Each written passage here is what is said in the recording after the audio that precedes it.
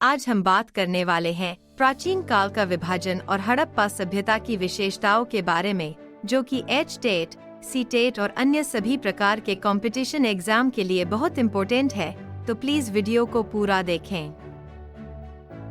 प्राचीन भारत को काल विभाजन की दृष्टि से 3 भागों में बांटा गया है। प्रागैतिहासिक काल। प्रागैतिहासिक काल वह होता है जहां पर हमें कोई भी लिखित साक्ष्य नहीं मिलता। आद ऐतिहासिक काल। आद ऐतिहासिक काल वह होता है जहां हमें लिखित में चीज मिली, लेकिन उन्हें न तो पढ़ा गया न ही समझा गया। ऐतिहासिक काल। ऐतिहासिक काल में वे साक्ष्य मिले जिन्हें पढ़ा भी गया और समझा भी गया। यहाँ लिखित साक्ष्य भी मिले हैं। प्रागैतिहासिक काल को 3 वर्गों में विभाजित किया गया है। पुरापाषाण काल, अग्नि का आविष्कार। मध्य पाषाण काल, पहिए का आविष्कार, शिकार करना। नवपाषाण काल, जनजीवन चलाना। पुरापाषाण काल की शुरुआत हड़प्पा संस्कृति से हुई है। हड़प्पा संस्कृति रेडियो कार्बन C14 जैसी नवीन विश्लेषण पद्धति के द्वारा सिंधु सभ्यता की सर्वमान्य तिथि 2400 ईसा पूर्व से 1700 ईसा पूर्व मानी गई है। इसका विस्तार त्रिभुजाकार है। पहली बार हड़प्पा सभ्यता की खुदाई चार्ल्स मेसन ने की 1856 में। हड़प्पा सभ्यता का परिचय 1921 में दयाराम साहनी द्वारा दिया गया और इसको खोजने वाले भी दयाराम साहनी है। हड़प्पा सभ्यता अपने नगर नियोजन के लिए फेमस थी। इसके नगर 2 भागों में बटे हुए थे, ऊपरी तथा निचला भाग। स्वतंत्रता प्राप्ति के पश्चात हड़प्पा संस्कृति के सर्वाधिक स्थल गुजरात में खोजे गए हैं। लोथल एवं सूतकोट्टा सिंधु सभ्यता का बंदरगाह था। सिंधु सभ्यता में मुख्य फसल गेहूं और जौ थी। सिंधु सभ्यता की लिपि भाव चित्रात्मक है। यह लिपि दाएं से बाएं और लिखी जाती है। हड़प्पा का एक भाग ऐसा था जो 3 भागों में बांटा हुआ था, वह था धोलावीरा। हड़प्पा के लोग कपास का व्यापार करते थे तथा यह व्यापार मेसोपोटामिया के साथ करते थे।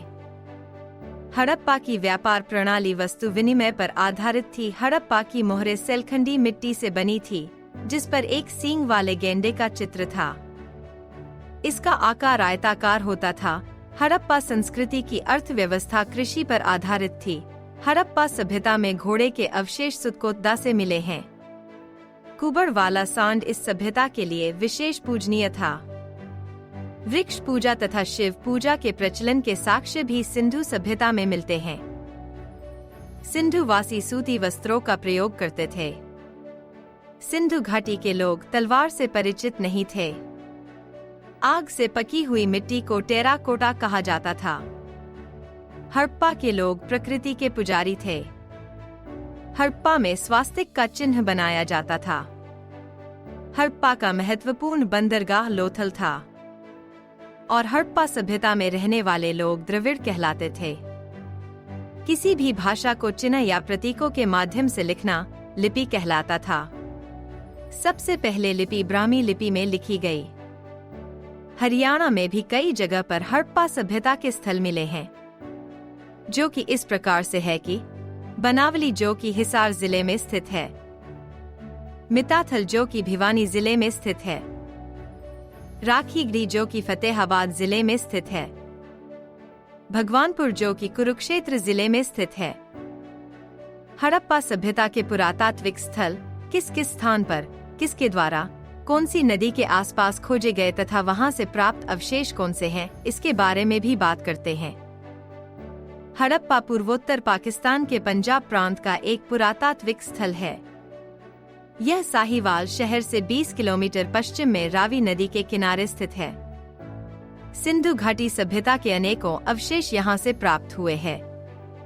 इसकी सर्वप्रथम बार खुदाई दयाराम साहनी द्वारा की गई, जहाँ से ताबूत में दफनाए गए विदेशी व्यक्ति अन्नागार, जिसे उस सभ्यता की सबसे बड़ी इमारत माना गया है, तथा R37 कब्रिस्तान के अवशेष मिले हैं।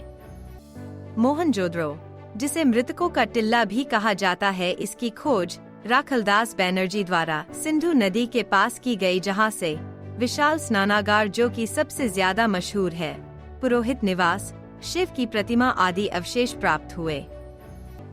चाहुंदड़ों के अवशेष भी एन मंजुमदार द्वारा सिंधु नदी के पास ही खोजे गए, जिनमें मन का उद्योग, कांच की चूड़ियां, कुत्ते द्वारा बिल्ली को नोचने के निशान मिले हैं।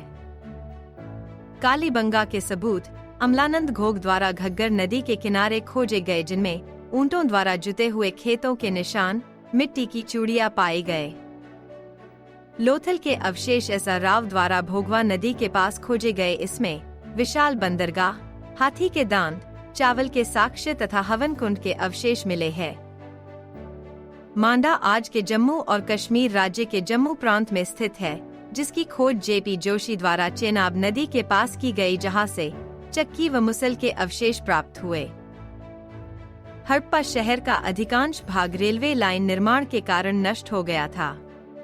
इस सभ्यता से तांबे की इक्का गाड़ी, उर्वरता की देवी, कांस्य दर्पण, मछुआरे का चित्र, गरुड़ की मूर्ति, अवलोकितेश की मूर्ति साक्ष्य के रूप में मिले हैं।